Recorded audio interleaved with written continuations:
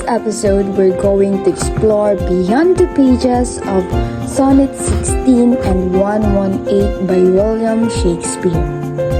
These two famous sonnets celebrate the perfection and permanence of true love against the decay of time. Sonnet 16 asserts that the beloved is superior to a summer's day because their beauty is not subject to fading or change. The poem promises that the beloved's eternal summer will be preserved and made immortal within the written verse. Sonnet 118 provides a rigid definition of true love, stating it is not flexible or changeable when difficulties arise.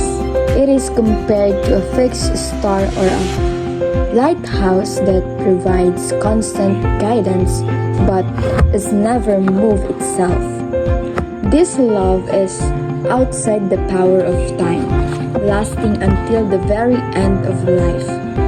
Together, the poems establish love as a constant, transcendent force preserved by art and immune to earthly fluctuation. These sonnets are powerful because they argue that love and poetry conquer time. Sonnet 16 is a poet's bold declaration of his own power, asserting his art makes the beloved immortal. In Sonnet 118 provides